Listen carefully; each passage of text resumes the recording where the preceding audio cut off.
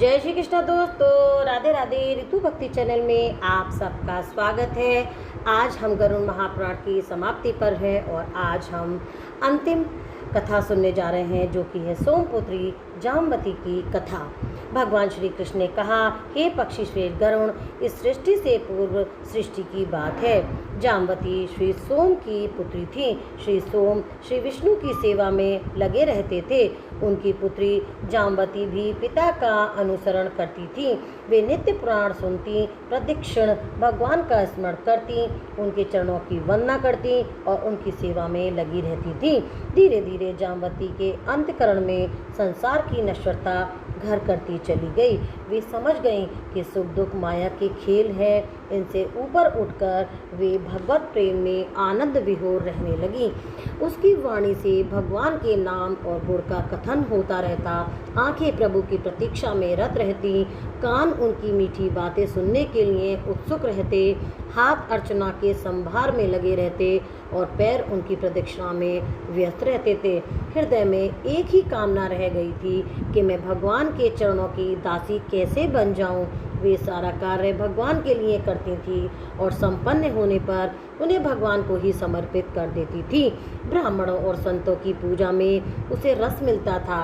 एक दिन श्री सोम ने तीर्थ यात्रा का विचार किया। इस समाचार से जाम्बती फूली न समाई। वे पहले से ही उन स्थलों को देखना चाहती थीं जहां भगवान ने अपनी लीलाएं की थीं और जहां वे अदृश्य रूप से आज भी विराजते हैं। भगवान श्रीनिवास में जाम्बती का मधुर भाव था। शेषाचल पर अब प्रियतम के दर्शन हो जाएंगे, इस आशा से उनका रोम रोम खिल उठा। पिता का भी भगवान में पूरा लगाव था। दोनों की उत्सुकता अनिवार्य थी। यात्रा प्रारंभ हो गई। पिता पुत्री के पग बिना बढ़ रहे थे। धीरे धीरे कपिल नामक तीर्थ आ गया। सद्गुरु जैगेश्वर की आज्ञा से पिता ने मुंडन कराया, स्नान किया और तीर्थ श्राद्ध किया। फिर विविध प्रकार के दान दिए। इसके बाद सद्गुरु ने वेंकटगिरिया का महत्व सुनाया। इससे उन यात्रियों के मन में श्रद्धा का अतिरेक हो गया। वे लोग बहुत प्रेम से इस पवित्र पर्वत पर चढ़ने लगे। सद्गुरु जैगीश्वर नारद, प्रहलाद, पाराशर, पुंडरीक आदि महाभागवतों की कथा सुनाते रहे। नाम के रस का आस्वादन करते हुए लोग चल रहे थे। सच पूछा जाए तो वे चल नहीं रहे थे, अपितु आनंद वापी डूब उतरा रहे थे और तरंगे स्वयं उन्हें आगे पहुंचाती जा रही थीं। जाम्बती तो मानो आनंद वारिधि में उतराती चली जा रही थीं। चढ़ते चढ़ते एक मनोरम तीर्थ आया। जाम्बती ने पूछा, गुरुदेव, ये कौन सा तीर्थ है? वे कौन भाग्यशाली है जिस पर भगवान ने यहाँ अनुग्रह किया है? इस प्रश्न से जैगीशस्त्र बहुत प्रसन्न हुए। उन्होंने कहा, बेटी, इस तीर्थ का नाम है नारसिंह तीर्थ। भक्तराज प्रहलाद प्रेमवश भगवान श्रीनिवास के दर्शनों के लिए यहाँ पधारे थे। उनके साथ दैत्यों के कुमार भी थे। वे यहाँ भगवान के दर्शनों के लिए उत्कंठित हो गए थे। उन्होंने प्रहलाद से कहा था, मित्र, जब नरसिंह रूप भगवान श्रीनिवास कण कण में व्याप्त हैं, तब इस जल में क्यों नहीं दिखाई देते? कृपा कर उनके दर्शन करा दीजिए। भक्तराज प्रहलाद ने अपने भगवत प्रेमी मित्रों को बहुत आदर किया। इसके बाद उन्होंने भगवान से प्रार्थना की वे सबको दर्शन दें। भगवान ने संतराज की प्रार्थना स्वीकार कर ली और दैत्य कुमार दर्शन पाकर कृत्य हो गए और भगवान, इस जल में स्नान करने से ज्ञान की प्राप्ति होगी, ऐसा वरदान देकर प्रहलाद तथा दैत्य कुमारों के साथ सदा के लिए इस तीर्थ में बस गए। उनका ये वास आज भी वैसे ही है और आगे भी वैसा ही रहेगा। मध्याह्न के बाद आज भी चारों ओर जय जय के शब्द सुनाई पड़ते हैं। इस इतिहास को सुनकर सबको रोमांच आया और सभी को भगवान श्रीनिवास ने दर्शन दिया।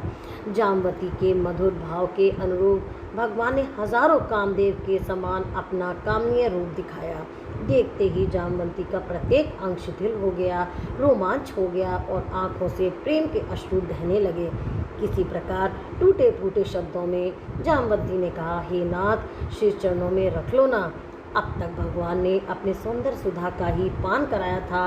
अब उन्होंने अपने वचन सुधा का पान कराते हुए कहा, जाम्बती, मैं तुम्हें वेंकटेश मंत्र बताता हूँ, तुम यही रहकर इसका जाप करो।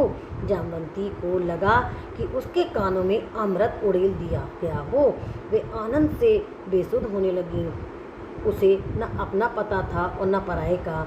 जन्म की स्वाधीन लाज कहाँ चली गई थी, इसका भी उन्हें पता न था। आनंद वेश में वे नाचने लगीं। जाम्बवती के उस नृत्य से सारा ब्रह्मांड रस विभोर हो गया। स्वर्ग से अप्सराएं उतर आईं और जाम्बवती के अगल बगल नाचने लगीं। देवताओं ने दुदुम्बी बजाई और आकाश से पुष्पों की वर्षा होने लगी। इसी प्रकार भगवान के प्रेम में आनंदित होते हुए जाम्बवती की तीर्थ यात्रा चलती रही। गुरु जगदीशनाथ ने भगवान वेंकटेश का महात्म उन्हें सुनाया। स्वामी पुष्करणी तीर्थ, जहाँ श्रीनिवास सदा विराजमान रहते हैं, का इतिहास बताया, जिसे सुनकर वे आनंद से भर गईं और श्रीनिवास के प्रति उनका अनुराग बढ़ता ही चला गया। गुरु द्वारा बताए गए वेंकटेश आदि के सभी तीर्थों का जाम्बवती ने बड़े ही भाव से सेवन किया। अंत में वे ऋषि तीर्थ पहुँची। सप्तऋषियों से सेवित उस पुष्प पवित्र ऋषि तीर्थ में उनका मन रम गया और वे वहीं रुक गईं। दीर्घ समय तक उसने वहाँ तप का अनुष्ठान किया। हे पक्षीराज, वे कन्या जाम्बवती मेरे कृष्ण अवतार धारण करने तक वहाँ तपस्या में अनुरक्त रहीं। उनका शरीर अत्यंत पवित्र हो चुका था।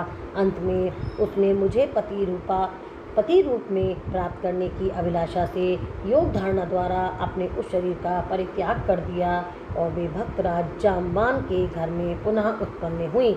वहाँ उनका नाम भी जाम्बवती ही पड़ा। भक्तिपरायण जाम्बवती पिता के घर में धीरे धीरे बढ़ने लगी। पूर्व जन्म के समान ही इस जन्म में भी एकमात्र हरिनिष्ठ थी। उनके पिता जाम्बान भी महान भक्त थे। उन्होंने अपनी पुत्री जाम्बवती को पत्नी रूप में मुझे समर्पित कर अपने को धन्य माना। जाम्बवती ने भगवान श्री कृष्ण को सदा के लिए अपना पति बना लिया। उसकी भक्ति सफल हो गई। विश्व के नाथ की विधि के साथ जाम्बवती का विवाह किया। सब ओर आनंद ही आनंद छा गया। जाम्बवती के विवाह की पवित्र कथा बताकर श्री कृष्ण ने पक्षीराज गरुड़ को उन कृपालु भगवान श्रीनिवास की भक्ति का विस्तार से महात्म बताया और कहा कि हे गरुड़ जी, भगवान को कभी भूलना नहीं चाहिए। निरंतर उनके हरि आदि मंगलमय नामों का उच्चारण करते रहना चाहिए। हरिम हरिम प्रविदेव सर्वदेव। कल्याणकामी मनुष्य को चाहिए कि वे अपने शास्त्र विविध कर्मों को करते हुए प्रत्येक समय वासुदेव हरि का स्मरण करता रहे। पूर्ति यथा क्रियते कर्मणां च सम्यकं स्मृत्यारम्भे हरिं च। ऐसा करने से नारायण अत्यंत प्रसन्न होते हैं। इसीलिए हे गरुड़ जी, भगवान हरि को प्रिय लगने वाले कार्यों में ही सदा व्यक्ति को अनुराग रखना चाहिए। हरि प्रीति करे धर्मे प्रीति युक्तो भवेत् सदा। गरुड़ महापुराण अंतर्गत ब्रह्मकांड संपूर्ण। बोल कृष्ण भगवान की जय। वीडियो देखने के लिए आपका बहुत बहुत धन्यवाद। यहाँ दिख रहे 2 वीडियो पर दबाकर आप और भी मेरे वीडियो देख सकते हैं। जय श्री कृष्णा। राधे राधे।